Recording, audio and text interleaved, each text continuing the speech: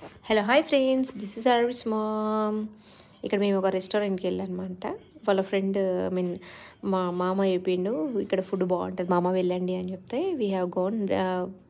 మంచి ఫుడ్ అబ్బా, బట్ అంతేం అనిపించలేదు. అంటే నాకు రాఘవేంద్రలో ఉన్నంత వెజ్ టేస్ట్ ఏమి అనిపించలేదు.